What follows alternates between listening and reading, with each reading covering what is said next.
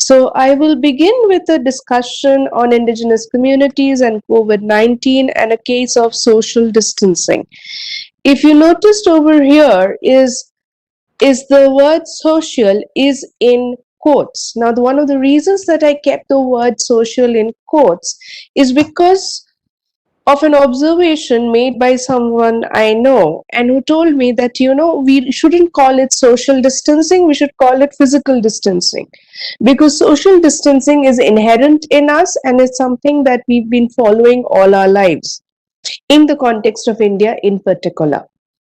Now, that of course was something that I thought about, and it also brought me in terms of the indigenous communities and their history throughout different moments of time and different junctures in historical semiotic structures that we would talk about. Now, what I'm going to do over here today is I'll look into certain ways of gazing at the indigenous and ways in which we could understand what the indigenous is, and then we would move on to what has happened during COVID-19 with respect to indigenous communities, and of course, what do we take from these associations. Most importantly for me, 9th August, as we would all know, is was World International Indigenous Day, and 9th August is of course another important date for different reasons across the world. So let me look into the first slide, please. If you look at the first slide, you will find that there are two images. One is, of course, that of Gandhi, and the other one is of Hiroshima Nagasaki. 9th August 1942 marks the period when Gandhi announced, on 8th August, he announced that we should start the Quit India movement, and 9th August was also when the Nagasaki Hiroshima bombings took place. Along with this, of course, 9th August is another date when we assume to be the World Indigenous Days. Why are these incidents important or relevant together? Why are they at all of any significance? It is significant because it helps us to look at or revisit a few things that we want to talk about. One, it talks about how violence functions at multiple levels and how that ability to understand violence and the way that whether we had the eyes to see that violence. Two, it also reminds us about processes of resilience towards processes of violence, towards an understanding of how one can subvert violence at different points of time. What's important over here is again another particular picture is how has the indigenous world being looked at during 9th August 1940, during 9th August.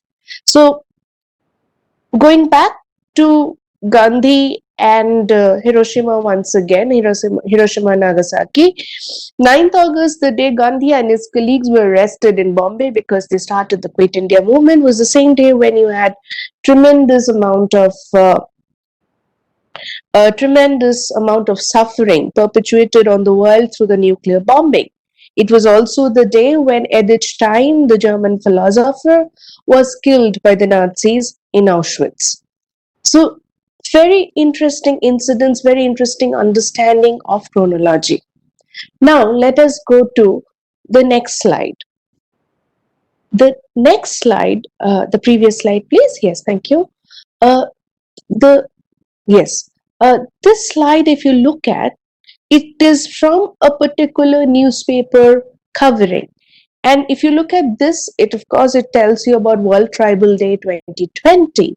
And the second slide also, if you look at the next slide again, please, the next slide, please. Yes, thank you. The next slide is also something, yes, the next slide also speaks about the World Tribal Day. Now, why am I interested in it? I'm interested in the way the world still tries to imagine the indigenous. The way the world tries to imagine the indigenous, even in 2020, it seems that the indigenous is an object of study.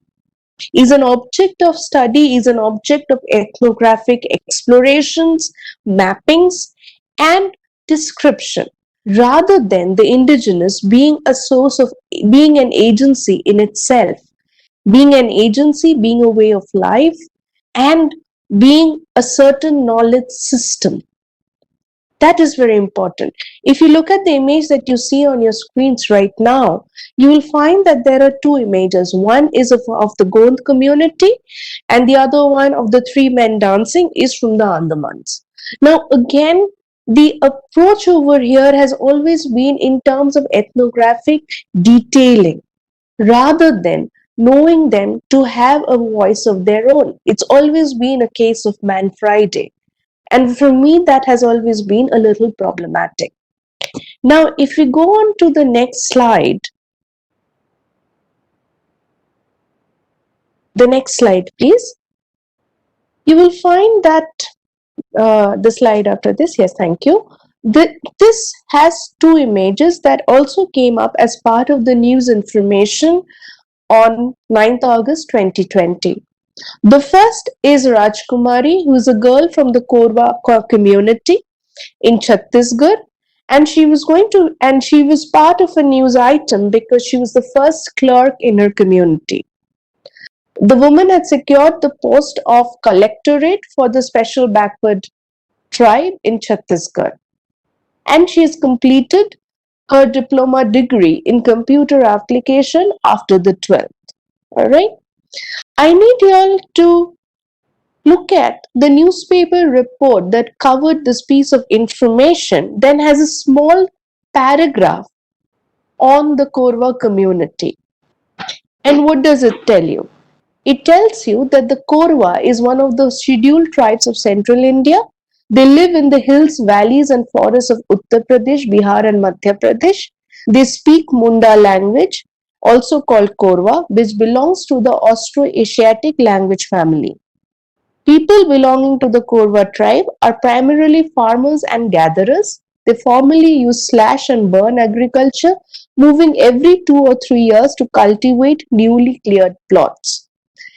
You see, at one end, the newspaper article is trying to do a service to the community by speaking of indigenous agency. But the very next paragraph does a disservice to the community, because this paragraph could have been lifted from 1912s or the late 1800s in terms of explorers and pioneers who always observed the indigenous community and how you look at it. So it doesn't seem like a news piece that has been dated in 2020. And that gives us an idea of how the non-indigenous looks at the indigenous even today.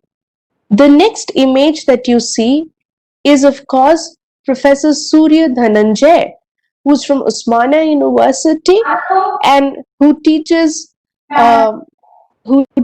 in the Department of Telugu, and is someone who has received Women Achievers Awards and is in the government of Telangana, and has also won the International Day of the World's Indigenous and was interviewed on the day of the International Day of the World's Indigenous People.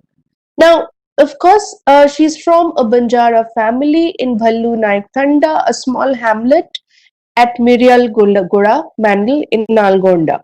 Now, Professor Dhananjay speaks about everyday humiliation in the academics, speaks about everyday ability to just try a little harder to prove oneself, in different ways. Now, my point over here is two things that's happening here. One is Professor Dhananjay, who belongs to an academic circle, who has been a long way, is finally interviewed for this process. But for Rajkumari Devi, the young girl from Chhattisgarh, is not given that agency at all. So it's also a question of how the media or even a particular certain reception of indigenous communities is related to how one tries to give or offer agency. The idea of giving agency itself is problematic because it speaks about a certain power dynamics, a certain discrimination, certain process of discrimination, which can be very complicated. If we go on to the next slide, please. This is again something which happened on 8th August 2020.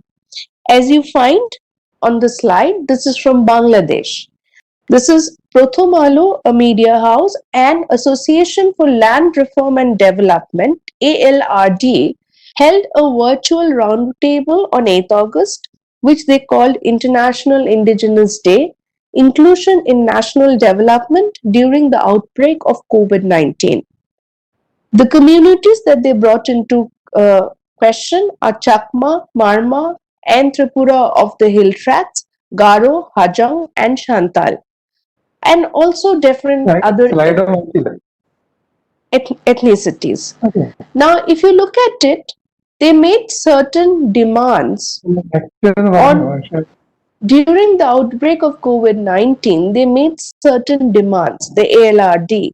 And I'm giving you an idea of the demands, and you will find the amount of progress that has happened and has not happened during this period, this discussion.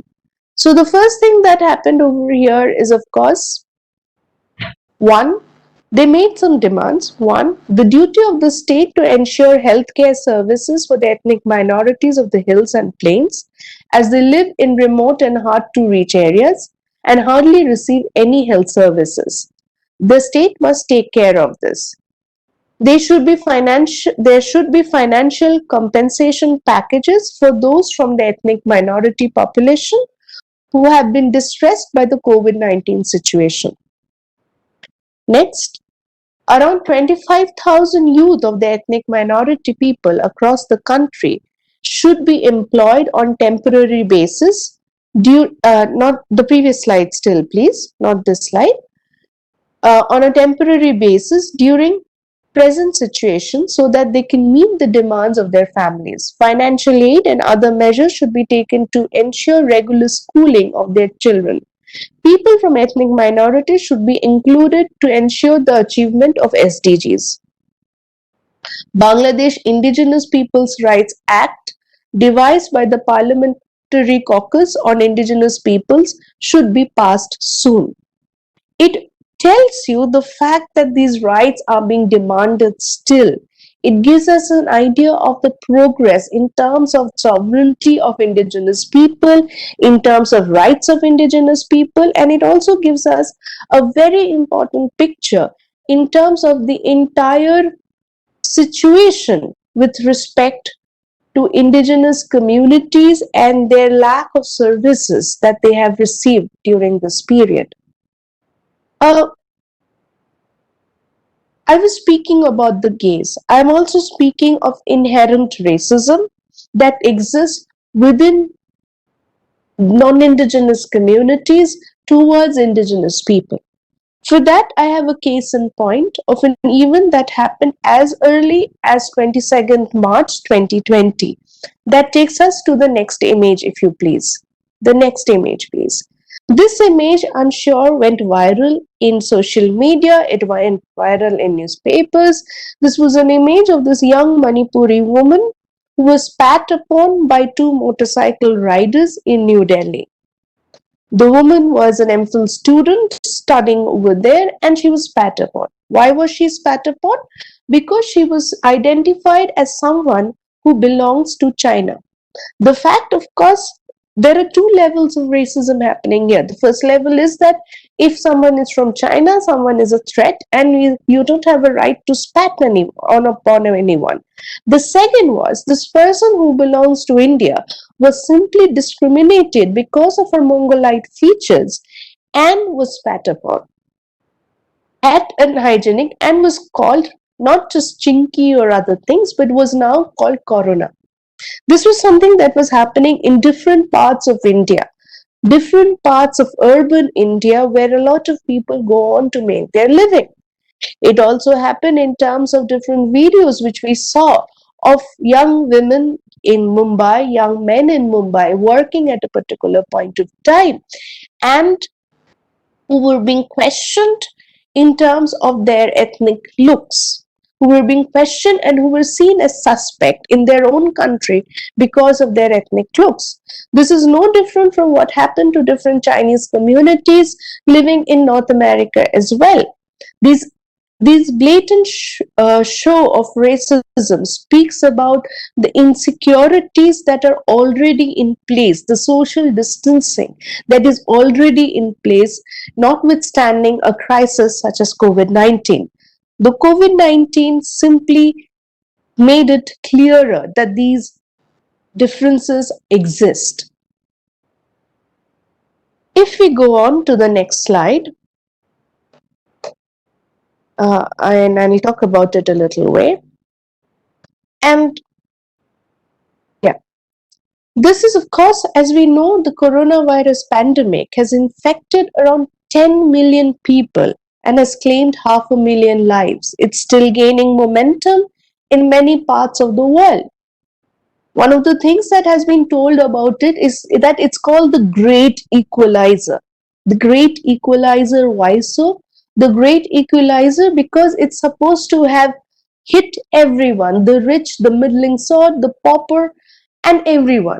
But it is not an equal opportunity killer. It's changing conditions of marginalized communities in different ways. The picture that you see is of Rupaya Turu, a man belonging to the Turu community from Baladia village under Morada block of Mayurbhanj district in Orissa. He had visited Panikoli in Jaipur district to work in a brick kiln. After the lockdown was clamped, the kiln owner stopped the work and refused to give him his dues. So he had to return back home. So he has 3 children. His 6-year-old daughter Pushpanjali, who could walk, with his wife Matrika. But what he was confronted with was how to carry his 2 sons, 4-year-old and 2.5-year-old. So he organized these 2 slings that you see in the frame and suspended them from a bamboo yoke. He put his 2 sons on the slings and lugged them on his shoulders for the next 120 kilometers till he reached his village after several days. The working of migrant laborers in India is not something that we are not aware of. We are all aware of these images. We are all aware of inequalities being more pronounced in certain conditions and being not so pronounced in certain conditions. And this particular image is a case in point. If we go on to the next, and just when we are thinking of communities not having any agency, not having any sense of ownership, let us go to the next image, please. Thank you so much. This is from the Kandhamal community in Orissa. They brought back a certain, and this is an image from April 21st, 2020. They brought back a certain system of, we've been all aware of images of celebrities cutting everyone's hair and things like that. And there has been a lot of trolling about these incidents. What you have in this particular community is simply an indigenous practice. An indigenous practice where they cut each other's hair. They've been always doing that, and it's something that they've been doing for a long time. Look at the level of sanctity that is being maintained, the level of sanitization that is being maintained while this practice is happening in this remote village community in Orissa. This is a case in point. The other case in point is again of the Malugu community, which is in the next slide, where they prepared these teak masks in Telangana and made these biodegradable masks to help them survive these conditions. It tells us again the intricate relationship and things that one can learn from indigenous communities themselves. I'm not sure if the next video can be shown, but I hope it can.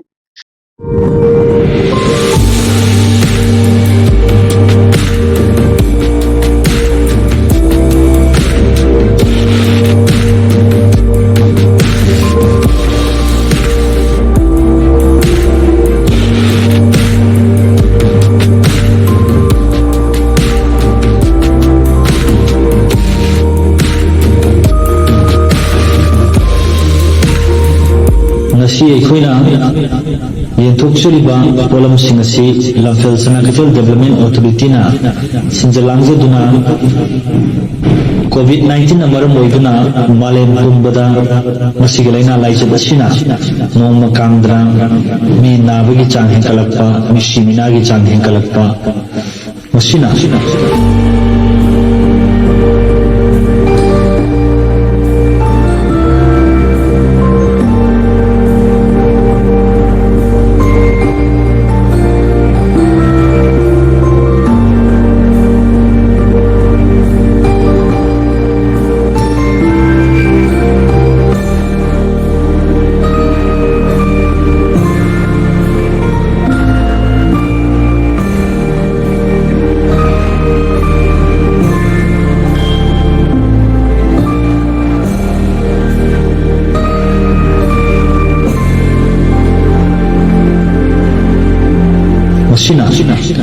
Bharat पुंबदा lockdown लाउथोखिबा मसिगी मनुष्यना मणिपुर दसु मणिपुर लेंगाकना युमदगी मपाल थोकपत थिंखिबा सुरंबा इसाना पाइरम सिंपम पुनमक लेपखिबा पुनमक असिना इमुंग मनुंग पुनबगी दचंगबा cell चांगनबा pollen वासलकपसिंग असिदा लमफेल Sana किथोगी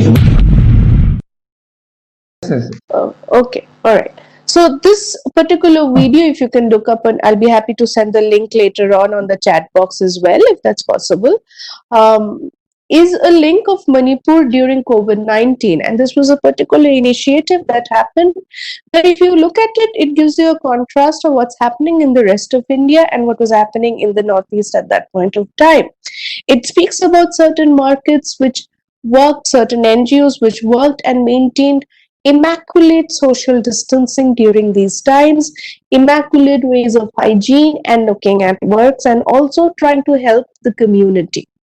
Help the community in different ways, helping the communities, and also looking into ways of organizing for the community. It speaks about communities working for each other, and that was very important in this particular time. Just clicking on the image should help, Professor Lal. The image which is there, if it does.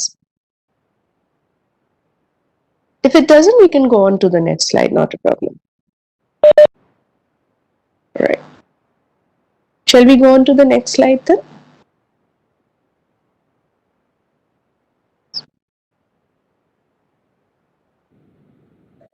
The next slide, please.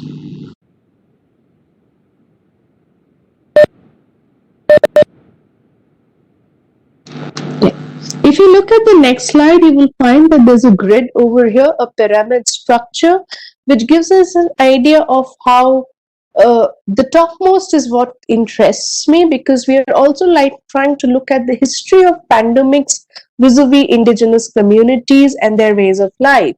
And the topmost part, as you can look at, is genocide. There's a particular levels that we are talking about, a different level in terms of distribution and different forms of biases. The final bias is, of course, that of genocide. And why are we talking about it? Because what we know is that indigenous people, and this is where I'm trying to move away towards North America, indigenous people have been vulnerable to pandemics and have been there and ever since European contact. Indigenous infectious diseases have had tremendous impact on indigenous communities, because with the contact with European people, indigenous communities were exposed to diseases that their systems lacked the inherent immunity to withstand. The biological defenses necessary to withstand those newly introduced viruses. They didn't have that natural immunity.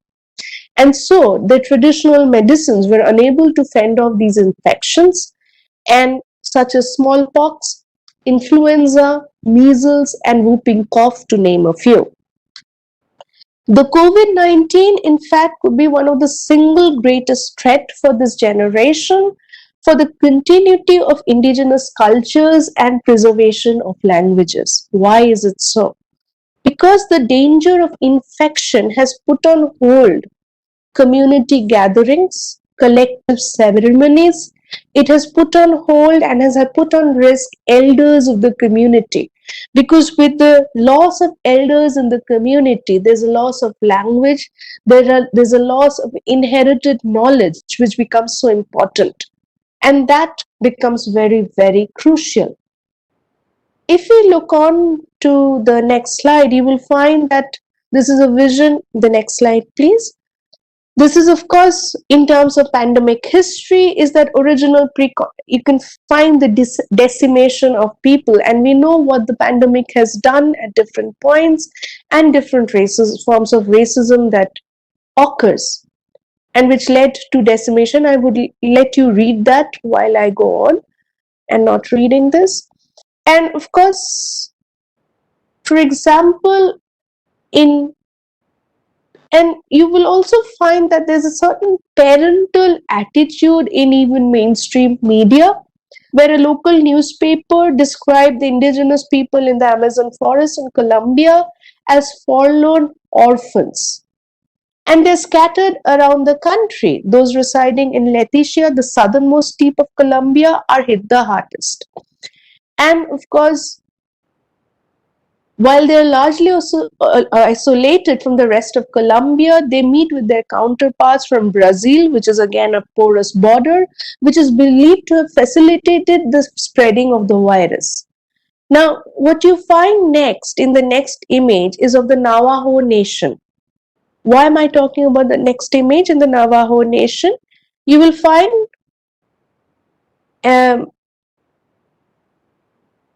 this is the Navajo Nation, which is sprawled across the states of Utah, Arizona, and New Mexico. It's a 71,000 square kilometer of Navajo Nation, the largest, which has only 12 health facilities and a severe lack of hospital beds, medical facilities, and also chronic diseases like diabetes and lung problems. What one wants to know is the reservation suffers from unemployment rates of over 40% and a similar poverty rate nearly 4 times than of the country as a whole. And you can find them, you can look at the lines looking for food coupons and other welfare that they are looking for. What we need to understand is that the healthcare system inherently is racist. It starts, of course, and the most people who have been affected are Latino and other Hispanic communities, as we know. And this was also true during 1918, during the Spanish flu. It's also something which is also, for example, the Vayu indigenous communities in the La Guara desert bordering Venezuela, who face a shortage of soap and running water for hand washing. So by default, they are prone to corona and other processes of knowing. The next slide will give you an idea of the Roma people. The Roma people, who are the largest minority community in Europe, they have a population of over 10 million and are spread throughout countries such as Italy, Spain, Bulgaria, and Hungary. They live in densely populated neighborhoods, shanty towns, and have no access to running water. So COVID-19 has certainly been a major threat for the Roma communities. In fact, the government is placing, and of course what's also inherent is racist policies of the government. So what's happening is they're placing greater restrictions on them in order to contain the spread. But for example, setting up of police checkpoints and quarantine controls is also reinstating a stereotype that these Roma community are unclean residents who deserve only to live in the margins of society. So what you have over here is a child in a picture and is voting. So it's hit the economic impact for this community has been tremendous, has been major, and it is something that has really affected. And it means that a lot of these community members work in what's known as the shadow economy, which means that when they are laid off, they don't have any access to economic benefits, health insurance, or social safety nets. And of course, for a lot of Roma children, which is of course something that we understand even in the context of India, is that because they belong to impoverished communities, they cannot learn remotely because they don't have access to the internet when the schools are closed.